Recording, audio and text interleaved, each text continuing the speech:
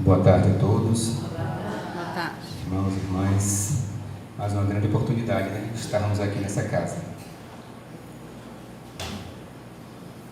E nesse instante, como de praxe, vamos fazer a leitura dos nossos avisos para aqueles presentes e para aqueles que nos ouvem. Aviso de doações de gêneros alimentícios. Essa casa recebe o que acolhe as famílias em vulnerabilidade. Famílias carentes, onde abraçamos fraternalmente. Também recebemos doação item de enxoval de bebê. Acolhemos aqui mães gestantes e acolhemos nessa casa. Temos aberto o curso de acolhimento. As inscrições se faz aqui presente. E informando para os nossos irmãos presentes que o dia de hoje o passe será coletivo. Também temos aqui venda de livros da doutrina. Estes livros são nos passados através da Federação Espírita da Bahia, que nos repassa um percentual, nos ajudando de forma fraterna a acolhermos essas pessoas, Esse recurso é repassado para a cesta básica, para enxoval do bebê, e a casa está aberta. Aqueles que nos desejam acolher, façam suas doações de alimentos e de itens de enxoval de bebê e venham conhecer nossa casa. E neste instante, vamos fazer agora parte da leitura do Evangelho segundo o Espiritismo. O capítulo 17, sede perfeitos. Caractere da perfeição. Amai os vossos inimigos, fazei o bem ao que vos odeiam, e orai pelos que vos perseguem e caluniam, porque, se somente amardes o que vos amam, que recompensa tereis disso? Não faz assim também os publicanos? Se unicamente saudardes os vossos irmãos, que fazeis com que isso mais do que os outros? Faz o mesmo os pagãos? Sede, pois, vós outros perfeitos, como perfeito é o vosso Pai Celestial. Encontra-se em Mateus, capítulo 5. Item 2 do Evangelho. Essa mensagem é nos trazida através de Allan Kardec. Pois que Deus possui a perfeição infinita em todas as coisas. Esta proposição, sede perfeitos, como perfeito é o vosso Pai Celestial, tomada ao pé da letra, pressuporia a possibilidade de atingir-se a perfeição absoluta. Se a criatura fosse dado ser tão perfeita quanto o Criador, tornar-se-ia ela igual a este, o que é inadmissível. Os homens a quem Jesus falava não compreendiam essa nuance, pela que ele se limitou a lhes apresentar um modelo e a dizer-lhes que se esforçassem pelo alcançar. Aquelas palavras, portanto, devem entender-se no sentido da perfeição relativa, a de que a humanidade é suscetível e que mais a aproxima da divindade. Em que consiste essa perfeição? Jesus diz: em amarmos os nossos inimigos e fazermos o bem aos que nos odeiam, em orarmos pelos que nos perseguem. Mostra ele desse modo que a essência da perfeição é a caridade, na sua mais ampla acepção, porque implica a prática de todas as outras virtudes. Com efeito, se observam os resultados de todos os vícios e, mesmo dos simples defeitos, reconhecer-se-á nenhum haver que não altere mais ou menos o sentido da caridade, porque todos têm o princípio no egoísmo e no orgulho, que lhes são a negação. E isso porque tudo que sobrecita o sentido da personalidade destrói, ou, pelo menos, enfraquece os elementos da verdadeira caridade, que são a benevolência, a indulgência, a abnegação e o devotamento, não podendo o amor do próximo, levando até o amor dos inimigos, aliar-se a nenhum defeito contrário à caridade. Aquele amor é sempre portanto, indício de maior ou menor superioridade moral, donde decorre que o grau de perfeição está na razão direta da sua extensão. Foi por isso que Jesus, depois de haver dado aos seus discípulos as regras da caridade no que tem de mais sublime, lhes disse: sede perfeitos, como perfeito é o vosso Pai Celestial. Mensagem do capítulo 17, sede perfeito. E neste momento, vamos fazer uma prece, vamos nos recolher ao nosso âmago, respirando suavemente, nos conectando com essa casa, com o nosso anjo de guarda, nosso guia espiritual, os mentores dessa casa, a Mãe Maria, Mãe de Jesus, a José, ao Mestre, que és o governador do planeta. Lá fora raia um sol que aquece. A sua energia nos concedida pelo Pai. Também bate uma brisa que nos refresca.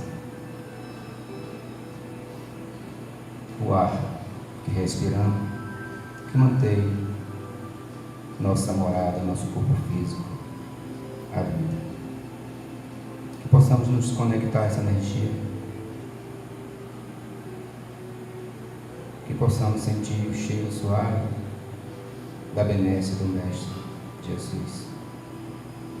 Que possamos ser gratos ao nosso Pai, o Criador, pois fomos criados perfeitos através da centelha divina. E Ele ainda nos deu a liberdade, o livre-arbítrio, para que possamos fazer o melhor de nós todos os dias. Que possamos buscar a nossa melhor versão a cada nascer do sol. E a cada pôr do sol, possamos nos revisitar para saber como fomos e o que fizemos e como usamos a nossa liberdade. Que possamos ser disciplinados e buscando assim a evolução dessa perfeição que for ali. Que buscamos ser esse homem, essa mulher de bem, que possamos ser exemplos na nossa casa, na nossa morada, que é a nossa primeira prova, que possamos reconciliar, perdoar e amar-nos, amando a Deus sobre todas as coisas e ao próximo como a si mesmo. E sendo assim, possamos fazer por onde merecer a misericórdia, a dádiva do Criador, e que seja feita a sua vontade, hoje, agora e sempre, e que assim seja. E nesse momento já se encontra aqui conosco o nosso confrade Adilton Pugliese. Esse mês temos aqui o tema central: personalidade, fatos e obras. Hoje o tema que Adilton vai discorrer é sobre Leon Denis. O próximo sábado, dia 20/4, Paulo de Tarso, Allan Kardec, a revelação, uma nova lei. E aí ele passa a palavra. Boa tarde a todos. Boa tarde. Que Jesus continue nos abençoando este núcleo de trabalho da Polícia Militar. Foi erguido para divulgar a doutrina, realizar também atividades sociais.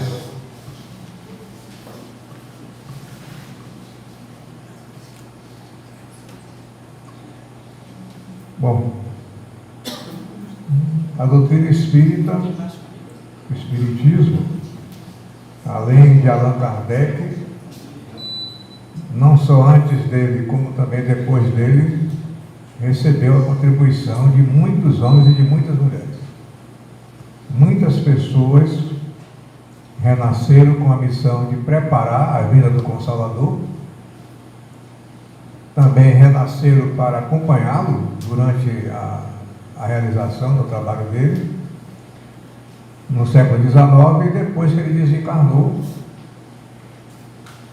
muitos homens e mulheres, sobretudo muitos médiuns, renasceram com a missão de dar continuidade ao trabalho. Não precisa nem citar aqui no Brasil, né? Chico Xavier, Divaldo Franco, Ivone Pereira. Então é uma história muito bonita, muito profunda, envolvendo essas pessoas. Então o núcleo NEPOM selecionou, dentro dessas personalidades, que nós hoje comentássemos sobre Leon Denis. É uma vida muito longa, eu espero que até meia-noite dê tempo, né, de eu falar tudo sobre o nosso tema.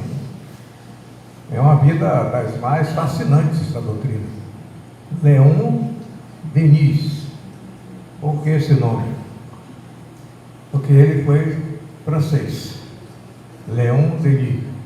Era o nome dele completo. Então nós vamos ver alguns episódios de Leon Denis, vida e obra.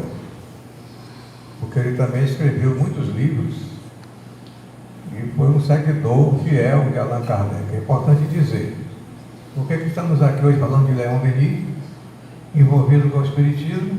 É porque ele foi de uma grande e intensa fidelidade ao codificador, aos princípios da doutrina espírita. Isso é importante dizer. E muitos renasceram também com essa missão, mas se desviaram, né? Se afastaram, buscaram outros compromissos, outras ideologias. Antes nós vamos fazer uma homenagem, que é um mês especial, porque no dia 18 de abril de 1857 foi publicado o Livro dos Espíritos, que é o livro básico de a nossa doutrina, né? 18 de abril de 1857. Também em abril do ano de 1864, Kardec publicou o livro, que é o livro de cabeceira dos espíritas, o Evangelho segundo o Espiritismo. Por que eu estou no Espiritismo há 50 anos? Não é pouco tempo não, né? 50 anos. Por que eu estou no Espiritismo há 50 anos? Porque meu pai, não sabe como hoje, colocou nas minhas mãos esse livro, o Evangelho segundo o Espiritismo. Foi tiro e queda. Então, graças a ele, a Imune Pugliese, eu estou hoje aqui, também agradecendo ao NEPOM pelo convite, por esse momento especial. Então, são datas importantes, né? 167 anos do Livro dos Espíritos, mais de um século, e 160 anos do Evangelho segundo o Espiritismo. Mesmo assim, é conveniente dizer que o Espiritismo é uma adolescente ainda na Terra, é uma criança ainda. Se formos comparar com o cristianismo, que tem mais de 2000 anos, o Espiritismo ainda é muito jovem, ainda tem muita coisa para fazer com a nossa colaboração. Porque Kardec teve a missão dele, o Espiritismo tem a missão dele, mas nós temos também a nossa missão. Essa missão dos espíritas está bem esclarecida em O Evangelho segundo o Espiritismo. É uma mensagem de um espírito chamado Erasto, que ele ditou naquela época e Kardec colocou no livro, a missão dos espíritas. Qual é a missão dos espíritas? Divulgar a doutrina espírita. É o que o NEPOM está fazendo, é o que nós estamos fazendo agora, divulgando a doutrina. Um pensamento de Leon Denis.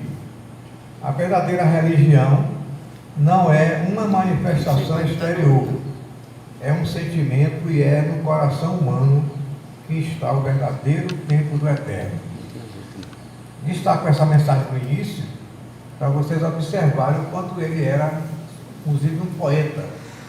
É conhecido, aliás, nesse sentido. O poeta do Espiritismo, o filósofo do Espiritismo. Os livros dele são belíssimos, pela linguagem, porque era um homem que amava a natureza. Ele nunca casou, dedicou a doutrina espírita desde 18 anos. Ele desencarnou com 82 anos, em 1927, no século XX já. Mas foi um homem notável de dedicação à doutrina. Quem foi Leon Denis?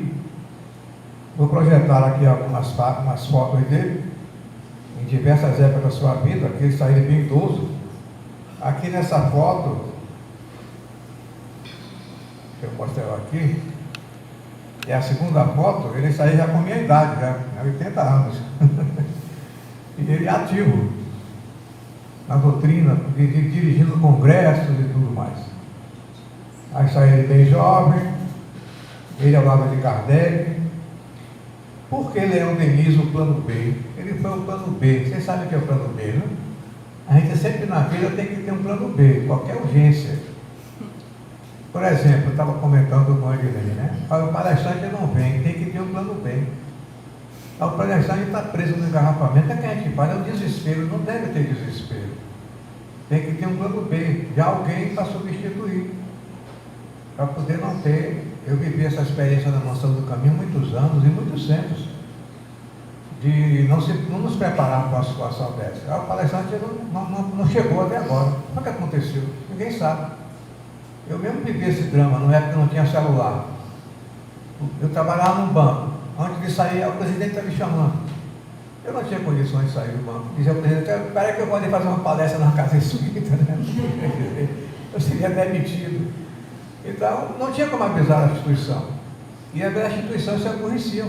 Ah, o senhor não foi? Que responsabilidade? Não, não foi. É porque são os imprevistos da vida. Então, é sempre importante ter um plano B. Por exemplo, eu trouxe esse material de imagem, mas quando chegasse aqui não tem luz.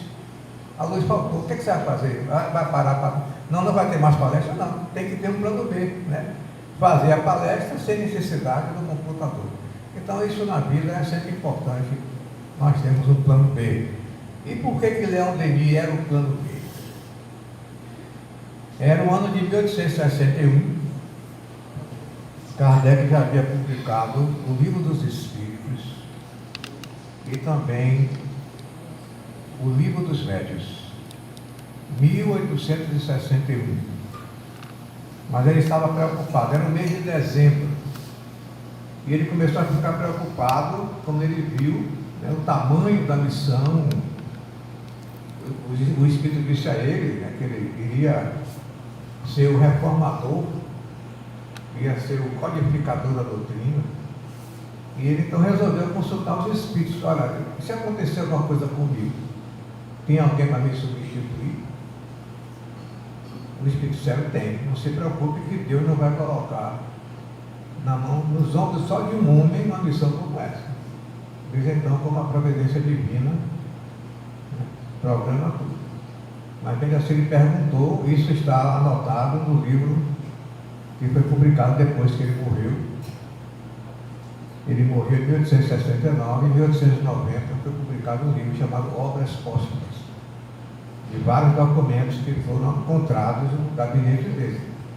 Aí um amigo dele publicou esse livro, mais de 20 anos depois. Ali está ele fazendo a pergunta aos espíritos: tem alguém que vai me substituir? Tem. Onde é que ele está? Não podemos dizer. Mas ele está se preparando. Se tiver uma urgência, né, ele será chamado. Era ele. Era ele porque,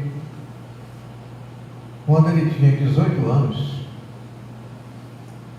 era o ano de 1864, coincidentemente no ano que Kardec lançou o Evangelho, segundo o Espiritismo. Ele estava com 18 anos, Leão Denis. E ele teve uma infância muito difícil, muito pobre, a família muito necessitada. O pai sempre com problema de emprego, trabalhando na estação de linha de trem, com muita dificuldade. Ele desde menino já trabalhava numa casa de moeda, polindo moedas. Não tinha luz na sua residência. Um dos motivos que ele, inclusive na velhice, ele ficou cego. Porque ele ficava lendo mesmo sem luz, procurava qualquer situação, porque ele era um espírito missionário, mas nasceu com uma missão, mas nasceu com dificuldade, assim como Chico Xavier, com muitos. Desde cedo viveu muitas dificuldades, sobretudo escolares, porque o pai estava sempre mudando de cidade. Ele trabalhou numa casa que vendia couro, viajou muito, mas se dedicou mesmo à doutrina. Por quê? Porque ele guardava um dinheiro escondido da mãe dele. Qual o sonho de um menino de 18 anos? São muitos, né? Mas qual teria sido o sonho dele aos 18 anos? Comprar um livro. Que livro? Um atlas. Um atlas de geografia. Ele passava na livraria e ficava olhando, mas era caro. De um autor na época muito famoso. Se eu não me engano, Gustave Doré, o nome do autor. Um atlas. Eu recentemente, é até caro mesmo, eu fui comprar um recentemente. Quando eu cheguei na caixa, eu disse, quanto é, moça? R$150, eu não quero mais não. Achei caríssimo, mas é porque é algo que é feito com muita técnica. Então o sonho dele era ter o atlas. Ele ficava namorando, aí um dia que ele conseguiu guardar o dinheiro, quando ele chegou na livraria, aí na vitrine tinha um livro novo. Ele olhou, que livro era esse? O Livro dos Espíritos. Ele olhou, não vou comprar mais o atlas não, vou comprar o Livro dos Espíritos. Você vê o que é uma pessoa nascer com uma missão, né? Ele comprou o Livro dos Espíritos, levou para casa escondido, escondeu debaixo do colchão para a mãe dele não ver. Mas um dia a dona Nancy descobriu que era a mãe dele e leu o livro também, se apaixonou, e os dois se tornaram espíritos. Então Leon Denis, desde os 18 anos, se interessou. Diz a história que eu fiz a pesquisa, que na verdade ele no mesmo dia comprou 2 livros de Kardec, os 2 livros, o livro dos Espíritos e o livro dos Médios, que já existiam, todos 2 em francês. Ele vai fazer essa revelação muitos anos depois de uma das obras que ele escreveu. Então, Leon Denis faz parte assim de um grupo de personalidades famosas, né? Gabriel Delanne é outro francês. Gabriel Delanne é idoso, mas quando ele tinha 5 anos, Gabriel Delanne, francês, quando ele tinha 5 anos, Kardec colocou ele no colo. Kardec. E disse assim: esse menino um dia vai ser uma pessoa famosa no Espiritismo. Verdade.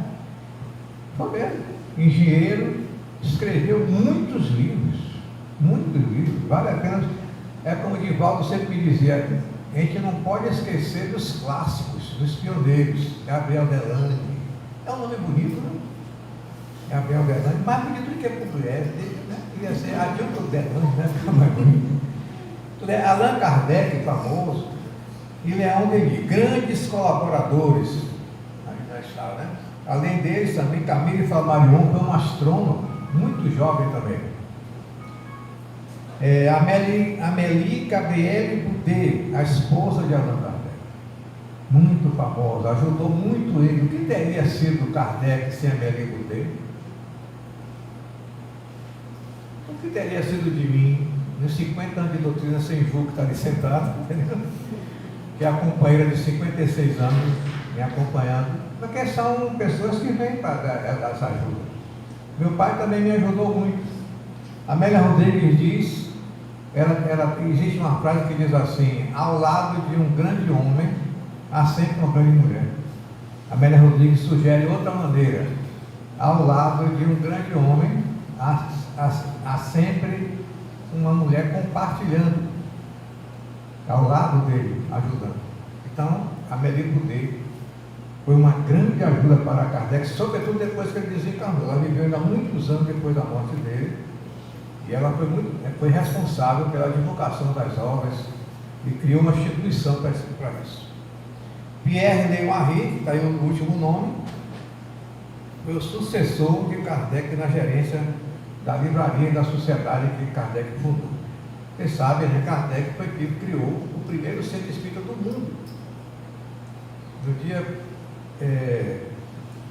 No mês de abril de 1858, ele fundou a Sociedade Parisiense de Estudos Espíritas. Fizeram como NECOM. Reunia na casa dele, reunia no restaurante, mas ele criou a instituição. E teve muitos amigos e pessoas que ajudavam. Aqui está um pouco da biografia de Kardec. Estão dando para ver aqui?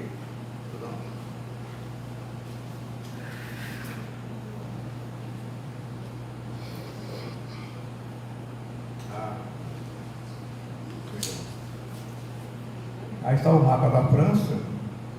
Ele nasceu numa aldeia chamada Fouque, nas Azedora de Paris, bem perto de Paris, dia 1º de janeiro de 1846. Desencarnou em 12 de abril, ontem. Foi o aniversário de desencarnação dele. O dia que minha mãe nasceu, né? Tudo curioso, né? Aos 81 anos, se minha mãe tivesse viva, eu estaria fazendo 103 anos. Ó.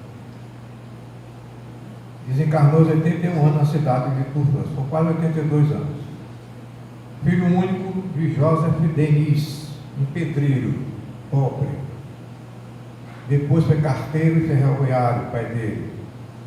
A mãe dele era uma camponesa. Só fez o curso primário, lia muito e graças ao seu talento e às leituras tornou-se um homem culto e erudito. Então foi um missionário autodidata. Ele não fez faculdade, não fez nada disso. Estudou sozinho. É porque os espíritos, nós sabemos, né? Os talentos vêm do passado. As faculdades estão do passado, são acumuladas. Homens notáveis, há homens notáveis na Terra que os pais eram pessoas simples, como ele, no caso. Então se tornou um filósofo, mas por quê? O pai dele era carteiro, a mãe camponesa, mas é porque nós não herdamos a inteligência dos pais, nós herdamos só a parte biológica, a cultura, o conhecimento, isso é nosso. Nós trazemos, veja como o Espiritismo é revolucionário. Até hoje as pessoas se perguntam, né? Mas você saiu a seu pai? Ninguém sai a pai de ninguém. Não sai dele, nem não tem nem temperamento. É nosso. Nós podemos até ter tido um pai que nós escolhemos como ídolo durante inúmeras vidas. Mas a natureza é nossa. Ninguém herda a parte moral de ninguém. É uma escolha nossa de nossas vidas. Agora nós herdamos a parte biológica, a cor dos olhos. Eu me lembro que eu servi a marinha e o barbeiro no navio já me dizia: seu pai tem entradas? Eu dizia: tem, então se prepare. Então realmente aconteceu. Foi a herança dele. Então a herança genética, a herança biológica é muito estudada no assunto. Mas a herança moral é nossa, construída durante as vidas passadas. Então hoje, como diz um espírito, nós hoje representamos o que fomos ontem. É difícil saber quem fomos ontem. Fui um príncipe, fui uma rainha, fui uma pessoa, fui um empresário. Não sabemos, é difícil saber. A não ser por inclinação, que está lendo. Mas nós podemos saber como fomos. Como é que eu sou hoje? O que é que me atrai? Quais são as minhas tendências, meus impulsos? Aí explica, a explicação está aí. A pessoa diz assim: eu não consigo me libertar dessa maneira que eu sou. É por isso, é porque traz do passado. Aí vai trazer uma grande luta para mudar. Porque renasce com essa proposta: eu tenho que mudar. Eu sinto que eu tenho que ser diferente. Por que eu não consigo? É por causa do peso do passado. Mas é impossível? Também não. Porque vai depender de uma coisa chamada vontade. O nosso espírito é que manda, que domina. Mas precisa da vontade, que é uma das forças do universo. O amor e a vontade. Por isso que fez o sucesso de Leão Denis. Pobre, sem luz, ainda estudava, lia, sem ir para a escola, se tornou um dos maiores filósofos do Espiritismo. Escreveu muitos livros, muitas obras notáveis, impressionantes até. E bastou ele ler o livro dos Espíritos e teve um domínio de imediato da doutrina, porque trouxe do passado. Primeiros contatos com o Espiritismo. Aos 18 anos, adquiriu o livro dos Espíritos, como eu falei, começou a ler escondido, porque a mãe era católica, mas a mãe também leu e se interessou pela obra. Passou a trabalhar na área de correspondência e contabilidade em uma firma, era meu colega contabilista, né? Também me formei em contabilidade, como ele, também Kardec, curioso, né? Kardec também foi contador, foi contabilista. Quando houve uma ditadura na França, do Napoleão III, foi graças a esse conhecimento de Kardec na contabilidade que ele pôde sobreviver. Porque a primeira coisa que o ditador fez foi fechar as escolas. E ele era diretor de escola. Mas ele era contabilista. Então começou a fazer a contabilidade de várias empresas. E sobreviveu por isso. A mesma coisa dele. Como viajante comercial, visitou e proferiu conferências de espírito em várias localidades. Foi em vários países, na Suíça, na Algéria, Tunísia, na África, na Itália. Então foi um viajante até se aposentar. Era a loja de couros. Estou no lugar certo? Seus livros, vamos ver? Qual teria sido o primeiro livro de Leão Denis? Que ele escreveu em 1880.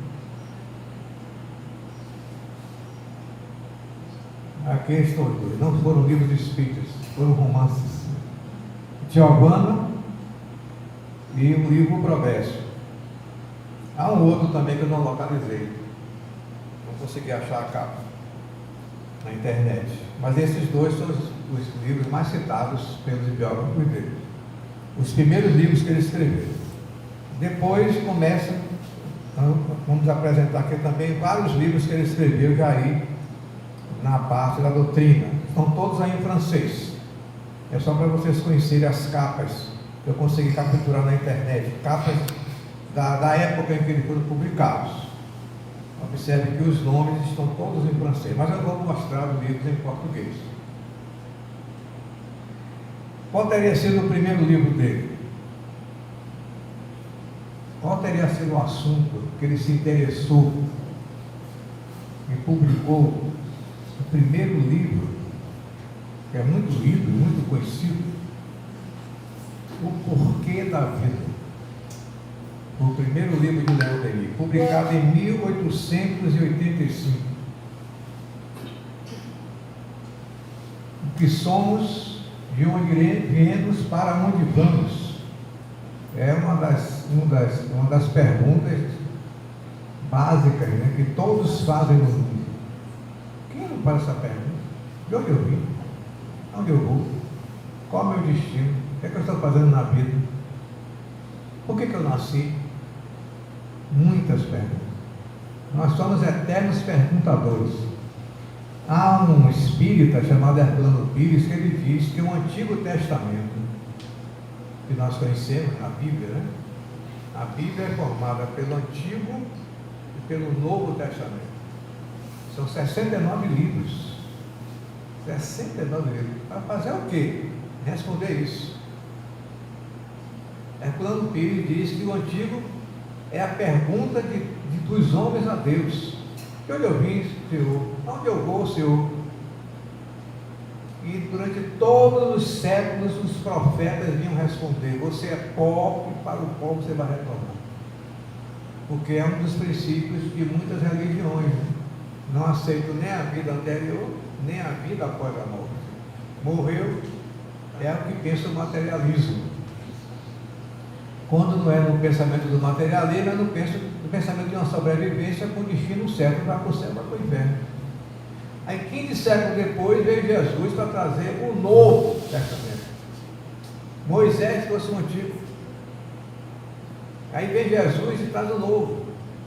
E diz: não, ninguém vai virar pó, todos são espíritos. E conversa com os espíritos. Então diz Herculano Pires: o Antigo é a pergunta dos homens a Deus, e o Novo é a resposta de Deus aos homens. Ficou satisfeito? Não. Precisava de alguma coisa nova, novíssima. Então, além do Antigo, veio o Novo e veio o Novíssimo. Porque foi Jesus que prometeu: se me amais, guardar meus mandamentos, eu vou pedir ao Pai que envie o Consolador. Quem é o Consolador? O Novíssimo Testamento. Quem é o Novíssimo Testamento? O Espiritismo. É o Consolador prometido por Jesus. Então tudo isso é muito bonito, muito fascinante, e envolveu com muitas personalidades nessa história muito profunda, né? Que é a história da sobrevivência da Terra. Então aí está o primeiro livro de Denis, O Porquê da Vida. Ele também escreveu, na mesma época, em 1898, Cristianismo e Espiritismo, que é uma obra notável, né? Ele responde, na época ele foi muito atacado pela igreja, muito mesmo, como Kardec, teve os livros proibidos. Então, nesse livro, ele vai demonstrar o papel do Espiritismo no cristianismo, como uma promessa de Jesus. Outro livro dele, Depois da Morte. Esse é considerado a obra-prima de Leon Denis. Dizem que é a obra mais lida de Leon Denis. Foi publicado em 1889. Seu mais consagrado livro é um esboço prático e objetivado que derruba por terra toda e qualquer teoria materialista. É um livro que então vai provar, demonstrar a imortalidade da alma. Trata das grandes questões humanas, o universo, a vida material. É um livro realmente muito lindo. Este livro, assim como meu pai colocou em minhas mãos o Evangelho segundo o Espiritismo, no ano de 1880, nasceu aqui no Brasil, na cidade de Sacramento, em Minas Gerais, um jovem, e que se dedicou desde cedo à igreja, na cidade de Sacramento. O nome dele, Eurípides Bassanufo. Nome bonito. Ele teve muitos irmãos, os nomes dos irmãos dele são assim lindíssimos, impressionante que a mãe colocou. Mas o que é que tem que ver Eurípides com essa história? É porque Eurípides era católico, era ligado muito à igreja. Imagine, em 1880 que ele nasceu, isso no ano de 1900 mais ou menos. Ele já, 1901, ele já estava assim jovem, mas muito ativo na cidade. Ele fundou escola, ele foi professor de diversas disciplinas, mas era realmente um católico fervoroso. Mas um dia o padre, no ano de 1901, o padre da cidade, disse a ele: Eurípides, você é um católico fervoroso, uma pessoa boa. Eu vou lhe dar um livro para você ler, mas você não pode dar esse livro a ninguém, porque esse livro as pessoas leigas que frequentam a igreja não podem ler, mas eu vou lhe dar para você ler. E colocou nas mãos de Eurípides. Imagine, 1901, a Bíblia era proibida nessa época das pessoas lerem. E Eurípides percebeu aquele livro enorme. Disse: leia, não mostre a ninguém, que é proibido pela igreja, e depois você me comente. Porque ele já era coroinha. Então o padre queria que certamente Eurípides fosse também padre. E por que não? Eu acho maravilhoso a pessoa se dedicar a uma religião. Eurípides foi para casa, se escondeu num lugar onde tinha uma árvore, começou a ler. Leu o Antigo Testamento, alguma coisa, mas quando ele foi ler o Novo Testamento, ele começou lendo as bem-aventuranças. Lembra da bem-aventurança de Jesus no Sermão do Monte? Bem-aventurados que choram, serão consolados. Bem-aventurados que têm fome e sede de justiça, serão fartos. Bem-aventurados os limpos de coração, verão a Deus. Ele aí não aceitou. Isso, que história é essa? Eu nunca vi isso. Que promessa é essa que eu nunca vi? Eu moro numa cidade onde todo mundo é pobre. Morre todo dia dezenas sendo doentes, não tem ninguém que cuide. A igreja tenta ajudar. Que promessa é essa que Jesus fez? E que eu não vejo cumprir. E aí foi reclamar com o padre. O padre disse: não, meu filho, são mistérios. Mistérios? Mas como é que Jesus, padre, fez essas promessas que não se cumprem? Bem-aventurados que choram, porque serão consolados? Meu filho, é mistério, ninguém pode discutir isso não. Eurípides não sei, ficou preocupado. Foi para casa com aquelas dúvidas, imaginem. Chegou um tio dele de visita, que morava em outra cidade, espírita, o tio. Ele aí foi conversar com o tio também não conseguia explicar para ele. Ele disse, olha, eu vou lhe trazer um livro que vai lhe explicar tudo. Foi esse livro. Colocou nas mãos de Euripides. Leia que ele vai lhe explicar. Pronto. Foi tiro e queda para mim. Agora eu estou entendendo. As bem-aventuranças são promessas de Jesus, mas que nem sempre se cumprem aqui na terra, no futuro. Bem-aventurados os que choram, um dia serão consolados, porque ninguém morre. Então ele ficou fascinado. Com uma semana disse, não sou mais católico, agora sou espírita. Como revolta? O padre enlouqueceu, imagina, está na história. O padre enlouqueceu. Foi um escândalo. É uma vida das mais fascinantes do Espiritismo. Euripides Bassanufo foi preso, inúmeros processos, uma confusão na cidade que ele viveu. A família toda queria desertá-lo, mas depois todos, o pai mandava, ele teve que sair da família. O pai mandava recado para ele e dizia, meu pai conhece o Espiritismo, como é que ele pode condenar o que não conhece? Mas quando a família começou a ler e entender, é isso, né? Quando nós não sabemos, criticamos. Então nós só devemos criticar quando nós conhecemos e podemos comparar qualquer coisa da vida. Então é uma história também das mais belas e foi graças a isso aí, Euripides Bassanufo, 1º de maio de 1880 e desencarnou em 1º de novembro de 1918. No livro Depois da Morte, Leão Denis diz, cada qual executa o seu próprio destino. É verdade, nós somos construtores de nosso destino. Bom demais. Podemos ter na vida auxílio de Deus, mas é como diz Joana de Anjos, a coisa é intransferível. Nós somos construtores do destino. O presente é filho do passado, pai do futuro. É o que diz André Luiz. Observar a frase? O presente. Mas por que eu vivo isso? Porque o presente é filho do passado. O destino que nós construímos no passado reflete hoje. Mas o meu destino no futuro, nós seremos o pai. Então, queremos ter um futuro melhor? É só agora. Temos que agir agora. Não poder, vou deixar para amanhã. Pode até fazer isso, por causa do livre-arbítrio. Mas não é aconselhável. É preferível enfrentar a situação. Buscar recursos, buscar ajuda. Bom, uma frase de Leão Denis. Há em cada um de nós fontes ocultas de onde podem jorrar ondas de vida e de amor. Virtudes, potências, né? O que nós conquistamos no passado, as potências do passado. Estudamos, nos formamos, tudo isso se apresenta na vida atual.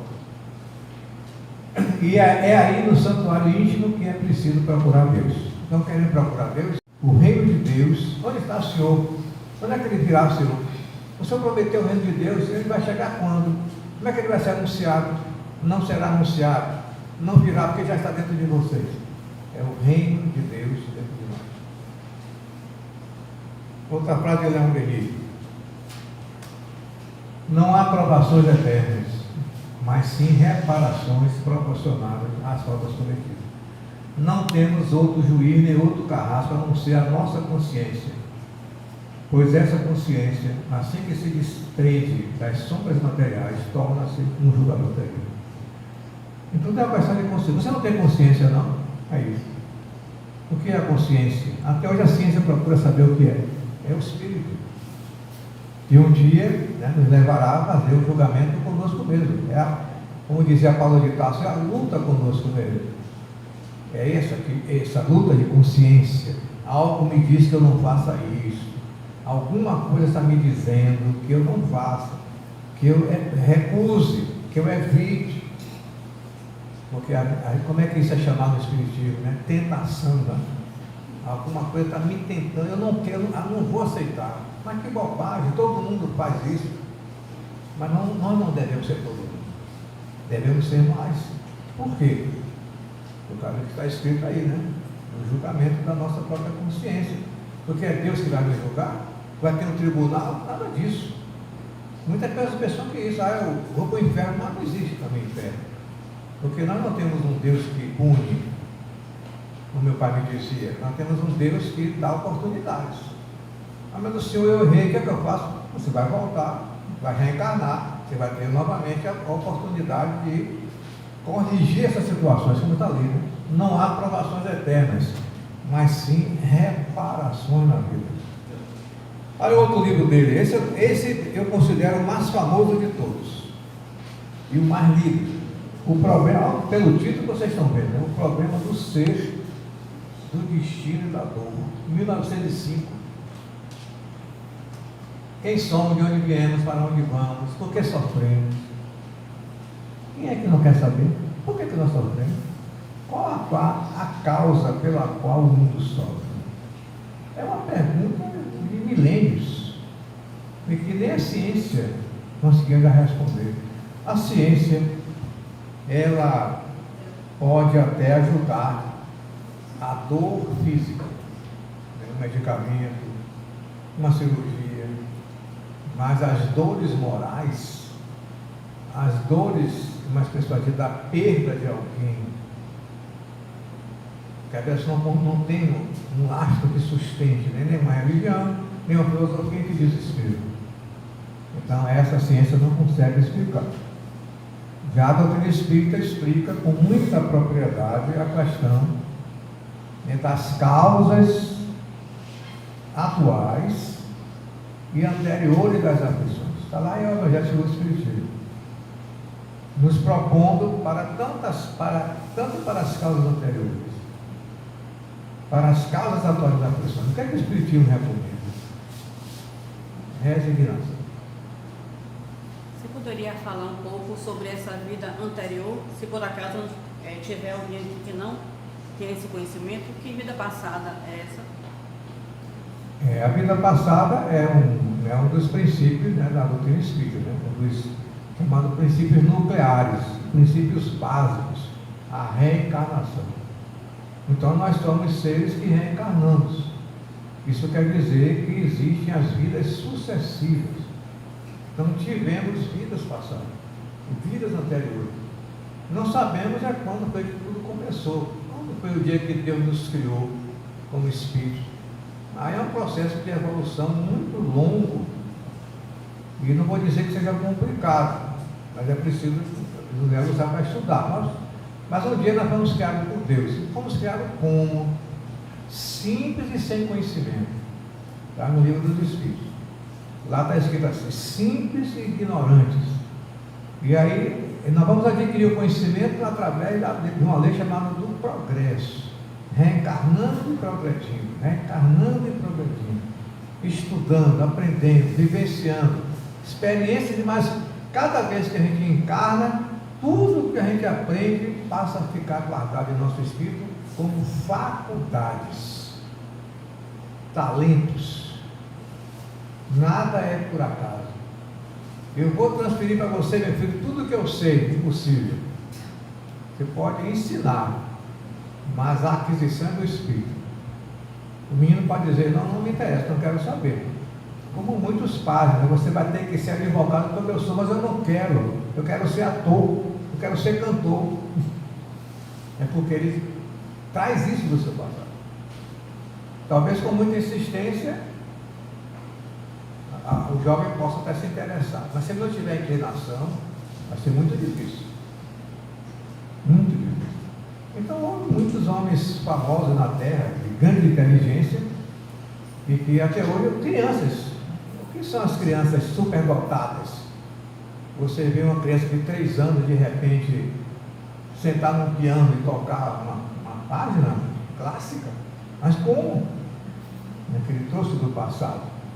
E Deus está permitindo que nessa vida atual ele revele esse talento para atrair os curiosos, a ciência dos estudiosos. Tem centenas de casos desses. Se você for na internet, no Google, você vai encontrar milhares de casos de crianças geniais. Mozart, muitos outros. Já imaginaram um bebê de 3 meses dizer à mãe dele: mamãe, eu sei falar? 3 meses. E depois ele com 6 meses dizer: mamãe, eu sei andar. 6 meses. E depois ele dizer: mamãe, eu sei escrever. E escrever um poema. Esse caso é verídico. Com um menino coreano, nascido em 1962, na Coreia do Sul. Está na internet. Ele é um gênio. Trabalhou na NASA. Um gênio, mas é. Qual que a ciência diz? Eu não sei, não tem uma explicação. Mas como é que ele pode ter se formado aos 10 anos em matemática de altíssimo nível? Porque deve ter herdado dos pais. Mas o pai é professor de inglês e a mãe de francês. Como é que ele pode ser matemático? Não tem explicação. Mas a reencarnação explica. É isso que se chama as vidas passadas. Outro livro de Leon Denis, muito famoso também, No Invisível. É um livro sobre mediunidade. Ele fez uma grande pesquisa sobre esse assunto e em 1913 ele publicou. É um tratado de espiritismo experimental. Ele também escreveu O Grande Enigma, em 1911, O Mundo Invisível e a Guerra, em 1919. São livros maravilhosos. Todos esses livros existem, traduzidos ao português e publicados pela Federação Espírita Brasileira. Fácil de encontrar no site da Federação. O Além e a Sobrevivência do Ser. Joana d'Arc médio. Esse é maravilhoso. A vida de Joana d'Arc. Eu tive a oportunidade de... Quem foi Joana d'Arc na vida de Leon Denis? Já conhece a vida de Joana d'Arc? Já falaram, né? Já ouviu falar? Joana d'Arc viveu no século XV. Ela nasceu no ano de 1412. E desencarnou em 1431, dia 30 de maio, na França. Uma menina desde os 12 anos ela ouvia vozes. Desde os 12. Aos 19, as vozes diziam a ela: a França naquela época estava dominada por outro país, a Inglaterra. A França ia desaparecer. E as vozes diziam a ela: é você que vai libertar a França, vai dizer ao rei. Ela foi. O rei se convenceu, deu a ela uma armadura, deu a ela um batalhão, ela venceu na batalha. Está lá na história, porque ela ouviu vozes. Mas vozes de quem? Ela achava que era santo da Igreja Católica, São Miguel, Santa Margarida de Antioquia e outros santos que ela adorava da igreja que ela frequentava. Mas eram os espíritos que queriam ver. Por que a França tinha que ser? A França ia desaparecer no ano de 1337, quando começou essa confusão na guerra. Se a França desaparecesse, quem teria sido? Não teria espiritismo, porque o espiritismo só surgiria depois. Então a França não podia desaparecer. Mas o que tem que ver com Leon Denis? É porque ela, vocês sabem, né, ela morreu na fogueira, né, porque ela foi entregue aos ingleses, ela foi traída, os ingleses levam ela para o tribunal, julgam e condenam ela à morte, porque eles queriam saber que vozes são essas. Então, ela é uma bruxa, sofreu muito na prisão. Eu me recordo de um padre perguntando a ela: os espíritos te aparecem nus? Porque ela viu os espíritos. Mas veja a pergunta do padre. E ela disse: o senhor acha que Deus não tem com que vestir os espíritos? Qual é a vestimenta dos espíritos? Kardec, anos depois, vai dizer qual é. Chama perispírito. É a roupa. No momento a pessoa com essa roupa, como nós. Logo mais desencarnarei e estarei com outra roupa, o perispírito, que vai ter essa mesma imagem. Então ela ficou famosa nessa história. Aí Leon Denis resolveu resgatar a história dela. E ela, mas por quê? Porque ela era o anjo guardião de Leon Denis. E eu escrevi essa história num livro que eu publiquei chamado Espírito Azul. Por que espírito azul? Porque ela, a Joana d'Arc, só se apresentava a Leon Denis dessa forma, um espírito todo iluminado na cor azul. É uma história lindíssima. Os médios na reunião diziam a ele: Leon Denis, o seu guia está aqui. Como é que é ele?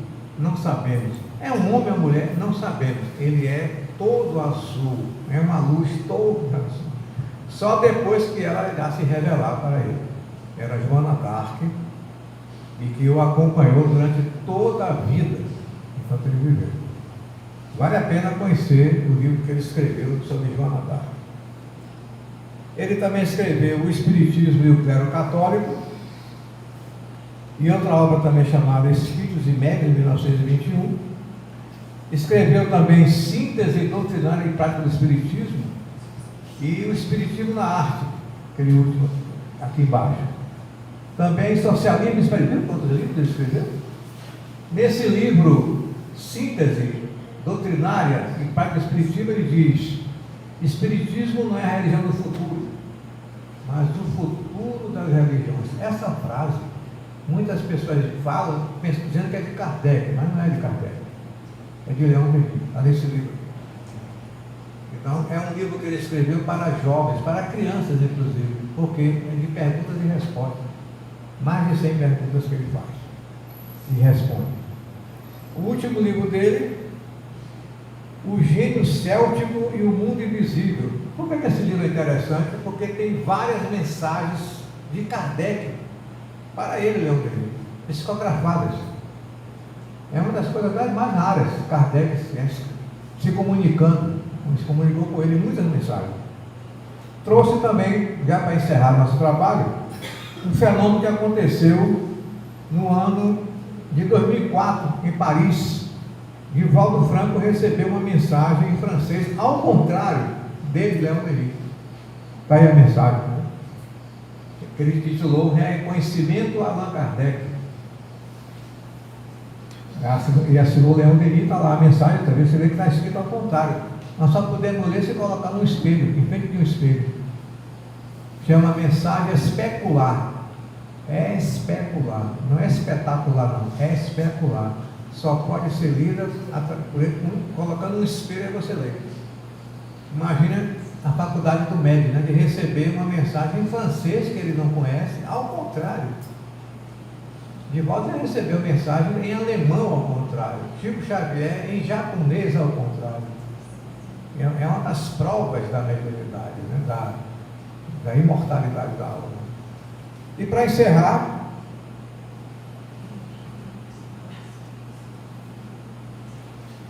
aí está Leon Denis, no dia da desencarnação dele, com a data de 12 de abril de 1927, né, o filósofo da doutrina espírita, e finalmente vários livros sobre ele, sobre Denis.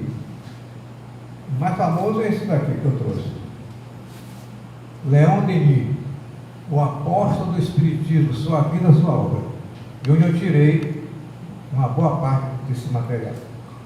Aí tem muitos outros livros, a desencarnação dele, Leon Denis,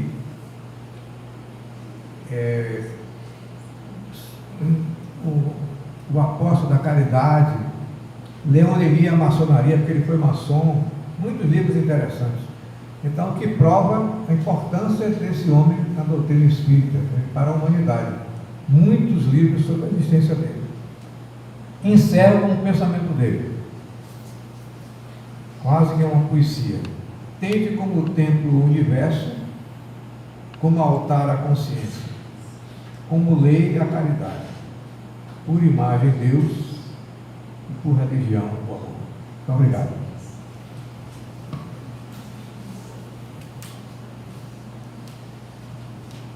E neste instante, agradecer ao nosso confrade por nos trazer vida e obra de Leon Denis e curiosidades, né? Que nós possamos fazer como está escrito: espíritas, amai-vos, espíritas, instruí-vos. E com esse lema nós possamos buscar conhecimento para poder nos lapidar mais, melhorar mais, nos agradecer por algo do Espírito e fazer valer o aprendizado aqui nessa casa a cada sábado. De antemão, muito grato, meu querido, gratidão, gratidão. Agradecer aos mentores dessa casa por ter nos incluído esse manto de energias políticas sobre nós.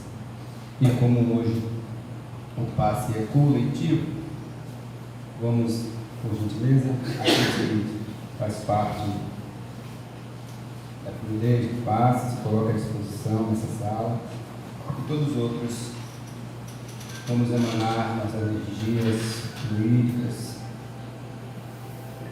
para que ela seja aproveitada dos trabalhadores da casa,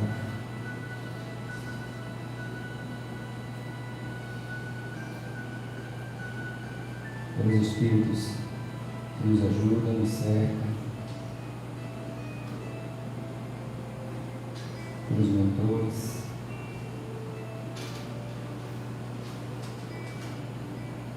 porque sabemos que nada externo vai atrapalhar essa casa. E que nós então possamos aproveitar essa energia, restaurar nossas células, reparar nossos órgãos, regenerar nossas forças,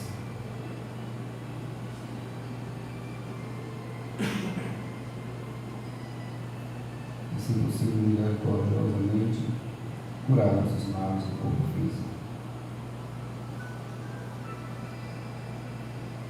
E que nós, em nossas possibilidades, possamos estar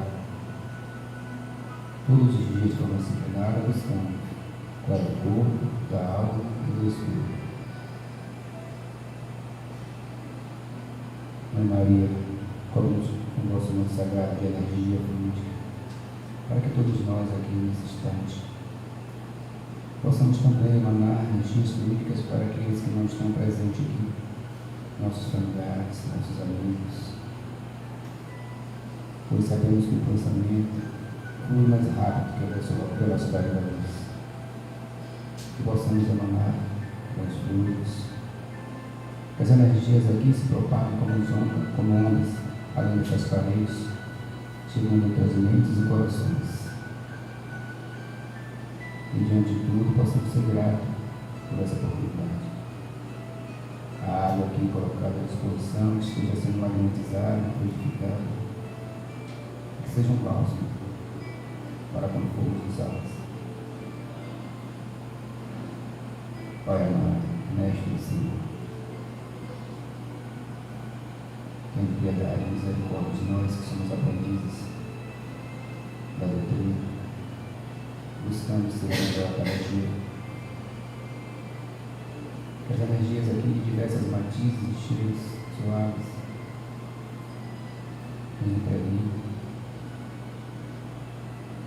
nos energizando, nos dando força, coragem, e que possamos, ao sair daqui, não mantermos sereno como aqui estamos, que sejamos espíritos aqui e fora daqui, pois sabemos que fora da caridade não há salvação, que possamos ser caridosos conosco, com nossa família e com o próximo, dando a Deus sobre todas as coisas, e possamos a mensagem de hoje, possamos também ser disciplinados, corajosos, firmes, e possamos cumprir nossa missão aqui na Terra.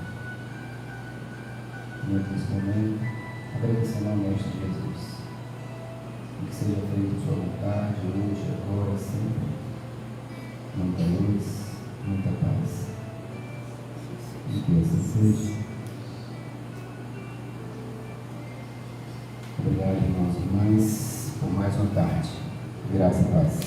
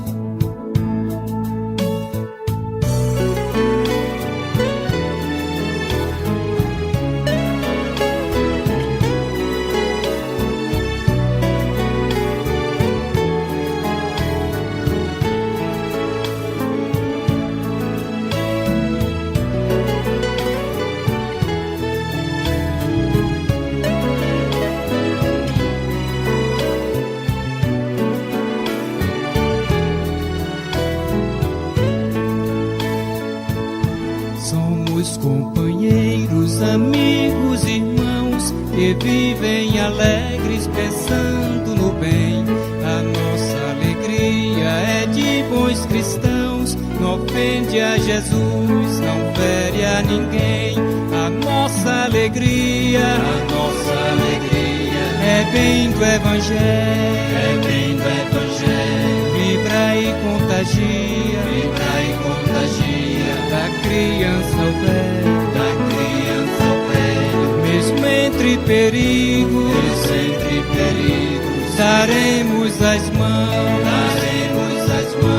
como bons amigos, como bons cristãos, sempre ombro a ombro, sempre lado a lado, vamos trabalhar com muita alegria, pelo Espiritismo mais cristianizado, pela implantação da paz e harmonia. A nossa alegria